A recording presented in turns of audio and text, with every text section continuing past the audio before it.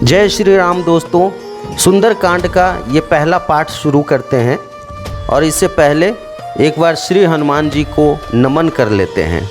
अतुलित बलधामं हेम शैलाभदेहं दानुज वन कृशानु ज्ञानी नामाग्र गण्यम सकल गुण निधानं वानरा नामधीशं रघुपति प्रिय भक्तं वात जातं नमामि। अर्थात अतुल बल के धाम, सोने के पर्वत, सुमेरु पर्वत के समान कांति युग शरीर वाले दैत्य रूपी वन को ध्वंस करने के लिए अग्नि रूप, ज्ञानियों में अग्रगण्य, संपूर्ण गुणों के निधान, वानरों के स्वामी श्री रघुनाथ जी के प्रिय भक्त पवन पुत्र श्री हनुमान जी को मैं प्रणाम करता हूँ।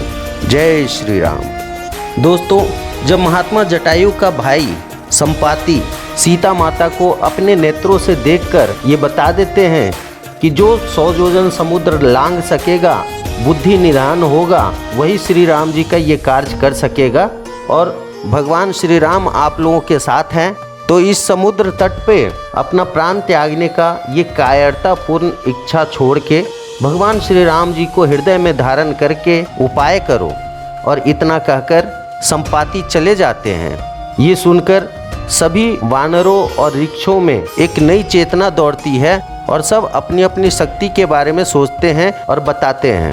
दोस्तों, इस सीरीज का कोई भी वीडियो आपसे छूट न जाए, इसलिए इस चैनल को सब्सक्राइब जरूर कर लें। जाम्बवन जी कहते हैं, जरठ भयऊ अब कहई रिछेसा नहीं तन रहा प्रथम बल लेसा। अर्थात जाम्बवन जी कहने लगे, मैं बूढ़ा हो गया हूँ, शरीर में पहले वाले बल का लेस मात्र नहीं रहा। जब ही त्रिविक्रम भय खरारी तब मैं तरुण रहेऊं बल भारी। जब खर के शत्रु श्री राम वामन रूप में आए थे तब मैं जवान था और मुझ में बहुत बल था। आगे कहते हैं, दोहा है, बलि बांधत प्रभु बाढ़यो सो तनु बढ़नी न जाई। अर्थात राजा बलि के बांधते समय प्रभु श्री राम इतने बढ़े कि उनके उस शरीर का वर्णन करना संभव नहीं था। उभय धरी महदीन ही सात प्रदक्षिण धाई। किंतु उस समय मैं 2 ही घड़ी में दौड़कर उस पूरे शरीर के 7 परिक्रमा कर ली थी। आगे अंगद कहता है, अंगद कहे जाऊं मैं पारा जिया संशय कछु फिरती बारा। मैं तो पार चला जाऊंगा परंतु लौटने में मुझे संदेह है। जामवंत कह तुम सब लायक पठैया किमी सब ही कर नायक। तो जामवंत जी ने कहा, तुम सब प्रकार से योग्य हो परंतु तुम हमारे इस दल के नेता हो, तुम्हें कैसे भेजा जा सकता है।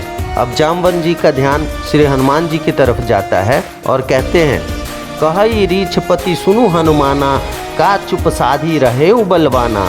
अर्थात हे हनुमान, हे बलवान, सुनो, तुमने ये क्या चुप्पी साध रखी है। पवन तनय बल पवन समाना बुद्धि विवेक विज्ञान निधाना। अर्थात तुम पवन के पुत्र हो और बल में पवन के समान हो, तुम बुद्धि विवेक और विज्ञान की खान हो। आगे कहते हैं, कवन सो काज कठिन जगमाही जो नहीं होई तात तुम पाही। जाम्बवन जी कहते हैं, जगत में ऐसा कौन सा कठिन काम है जो हे तात तुमसे न हो सके। राम काज लगी तब अवतारा सुनत ही भयऊ पर्वताकारा। अर्थात श्री राम जी के लिए तो तुम्हारा अवतार हुआ है। और इतना सुनते ही हनुमान जी पर्वत के समान अत्यंत विशालकाय हो जाते हैं। कनक बड़न तन तेज भी राजा मानहु अपर गृह कर राजा। अर्थात हनुमान जी का शरीर सोने के रंग सा हो गया, शरीर से तेज निकल रहा है, मानो दूसरा पर्वतों का राजा सुमेरु हो। सिंह नाद करी 12 ही 12 लील ही नागहु जल निधि खारा। हनुमान जी ने बार बार सिंहनाद करके कहा, मैं इस खारे समुद्र को खेल खेल में ही लांघ सकता हूँ।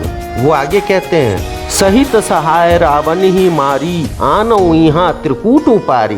कि सभी सेना सहित रावण को मारकर और जिस त्रिकूट पर्वत पर लंका बसा हुआ है, मैं उस त्रिकूट पर्वत को ही उखाड़ के यहाँ ला सकता हूँ। जामवंत मैं पूछूं तो ही उचित सिखावनु दीजहु मोही। हनुमान जी कहते हैं, हे जाम्बवन जी, मैं तुमसे पूछता हूँ, मुझे उचित सीख देना, मुझे बस इतना बताइए कि मुझे करना क्या चाहिए। दोस्तों, हनुमान जी पूरे जोश में आ जाते हैं। दोस्तों, मैं तो बहुत भावुक हो जाता हूँ इस सुंदरकांड का पाठ करके।